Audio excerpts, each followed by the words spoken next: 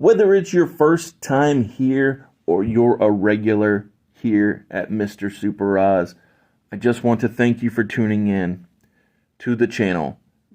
It exists because I, Oz, from the channel Mr. Super Oz, I wrote a 68-page graphic novel called Everlasting Survivors. Volume 1 is called All Day Long. If you follow the link in the description of this video, you can get yourself hats, shirts, posters, all kinds of fun things. But most importantly, you can get the story itself. And the more people that pick up the story, the greater the chances are that there can be continued adventures with these heroes. If you could, give it a like, subscribe if you haven't already, leave a comment, enjoy.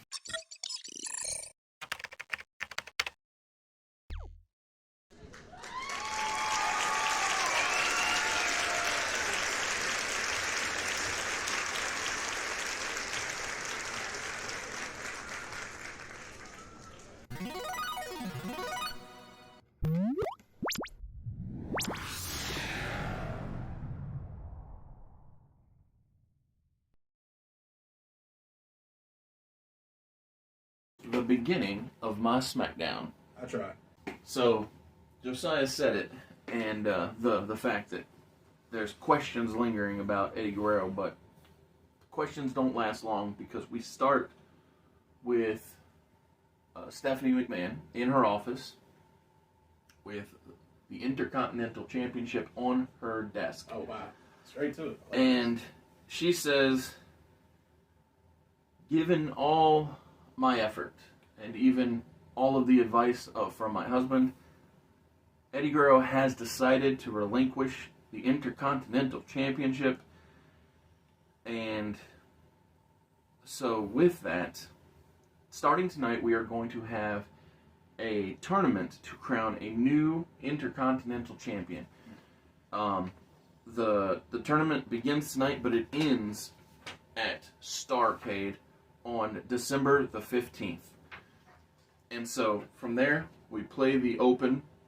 I don't remember which song it was. Smackdown's open in 2002, I don't remember, but as soon as it concludes, we hear Eddie Guerrero's music. He comes out, and so he's hot-tempered, he's fiery, and in his promo he says a very important two-word phrase, and that is elective ascension. Because in this world, in Alpha Entertainment Worldwide, we have adopted, or I mean, you're welcome to use it anytime you choose, we have adopted TNA Wrestling's Option C, the ability to relinquish a title and attempt to go after the Heavyweight Championship, or the top title. Just for clarification, I mean, I already know the answer. Absolutely. Just for clarification, is this like any title, so I didn't release tag team titles, or this just singles mid-card titles? So in my mind, it's just singular championships. And the reason being is, I don't know, it just feels a little dirty, because, like, my tag titles are 3 guys. Yeah. And if let's say, for instance, BFG said, oh, I see what you're doing there, Eddie, we'd like to join you. Yeah. I mean, now Triple H has himself another Elimination Chamber match set up instantly. Okay. In one go. In one go, yeah. So, while I'm not saying that something can't be done to elevate a tag division competitor, or more than one maybe even, currently, Elective Ascension is strictly for non-grouped titles. Okay. Makes sense to me. Yeah, it just felt right. So Eddie is passionate. He believes in himself, and once again, like was already stated, he thinks that by having the top title, he can reunite Chavo and Rey, much like Triple H has brought together Evolution. And so, when we get to Starrcade, we'll find out if Eddie made the right choice, or if Triple H and Stephanie were correct, and that he made the wrong choice. So after Eddie cuts his promo, we see an ad for the fact that Hulk Hogan will be in the main event not match, just segment. He'll be here tonight. He'll be here tonight. Big Hogan event. All right. And so after the Hogan ad, we play a commercial, come back, JBL, or not JBL, just Bradshaw. Yeah. Because he's not quite yet. He's not Senior Rich Man. He's just the beer drinking buddy guy. And so Bradshaw is making his way to the ring because he has chosen to accept the TV title open challenge that happens every week. Yeah. And so the Undertaker makes his way to the ring, and we see just a big bunch of fists flying. That's what we like to see, a hoss fight. Hoss fight, absolutely. Hoss fight on SmackDown, baby. So, as much as these guys aren't all that dissimilar in their styles, the Undertaker is just a made man, whereas Bradshaw, let's be real, isn't. Yeah. And so... Fair way to put it. and especially at this point. Yeah. So, before I move on, I got to ask you a question, just out of curiosity. So, our mutual friend Ahmed, he's always believed in JBL. It's like really? Harvey Dent, right? He's like, I believe in John Bradshaw Layfield. Okay. He has always seen him as a main event guy. How about yourself? How do you feel about JBL or Bradshaw in general? So, I get why Ahmed thinks how he thinks, because when he saw him, he was probably the WWE champion the entire time. Or something thereabout. Absolutely, yeah. For me, I always saw him as a high-level mid-card guy who can do main event work. Okay. But should not.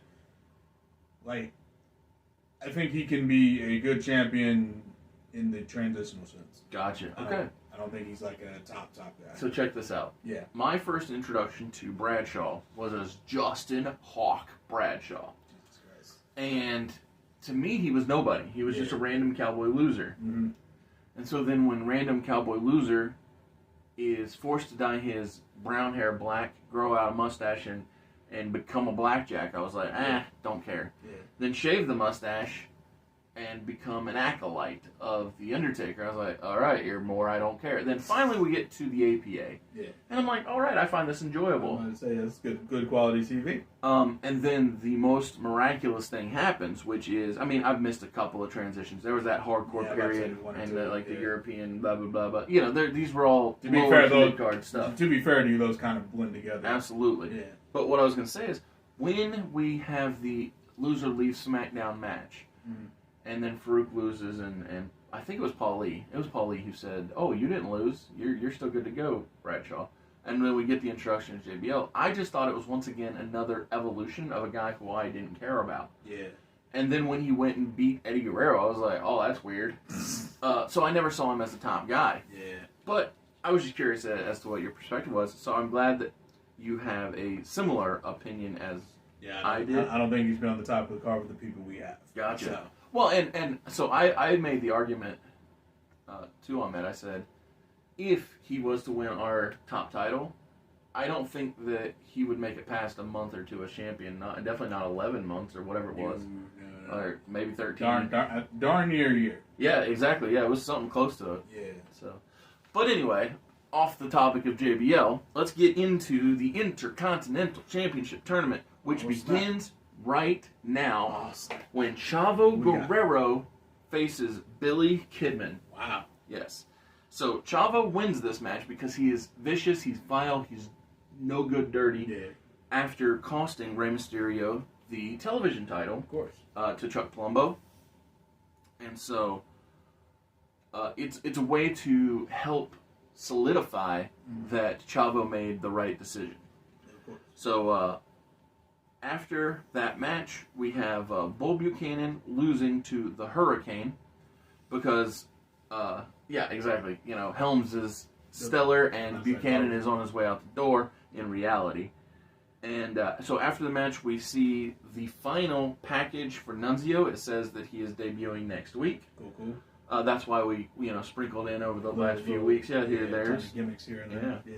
So next up are another match in the Intercontinental title tournament. We have Jeff Hardy going over A-Train of XL Factor. So, Jeff overcoming the bigger man. Got it. L factor's And, a little stronger today.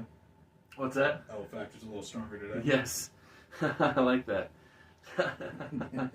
So, the second to last match in the opening of the tournament. So it's an 8-man bracket. Yeah. So Figured. next up is Chuck Palumbo versus King William, who is accompanied by all of the Regal counter threat. And because of that, we have interference. You know, Roke, Nowinski, Night Test, Bishop Storm, they all, you know, they want to do trips and distractions and whatnot. So in the end, with the power of the punch, King William is able to overcome the massive and powerful former TV champion, Chuck Palumbo. God save Hurricane. Yes.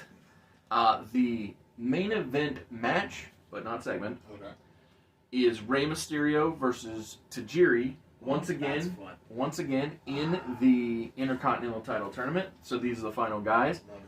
Rey Mysterio wins the match and advances on to continue throughout the tournament. And so, as was announced, Yes. we've heard it from the top of the show, and we're seeing it now. Hulk Hogan is in the parking lot. Oh my God! What's the car? That car almost hit Hulk Hogan. Is Hulk going to be okay? The EMTs show up. Who's in the car? What's going on? Oh, it's Hollywood Rock. Hollywood Rock gets out of the car. Yes. Because Hogan doesn't show up in the segment, and this is all filmed off site. Off screen. Yeah. Cool. But what this is so one, I either don't have all of No Way Out, where they actually did Hogan Rock 2. Mm-hmm. I don't think I have it at all. I think it is all you. So I have December. I feel like that's right. We share January, and you have February, and then we share March. That's what it is. Okay. Yeah. Didn't have it in front of me. Yeah, me either. But it just hit me because I've been pre-planning this. So Hogan, like I said, he avoids near disaster, and we see Rock, you know, being all egomaniac. You know, he can be on the phone, you know, with his agent and all that. And so this is a way to do Hogan Rock 2, but this time at Starrcade, because, you know, Hogan Rock 1 main evented WrestleMania 18 in our world, didn't, you know, with the power of hindsight. yeah, it didn't overshadow the main event because it got the slot. And so, yeah, that is the conclusion of SmackDown and the story being driven, which is building toward new Intercontinental Champion, Eddie believing in himself, and, you know, Hurricane doing big hero things. Yeah, I'm about to say it. Gotta love him. Gotta love that Hurricane. So good.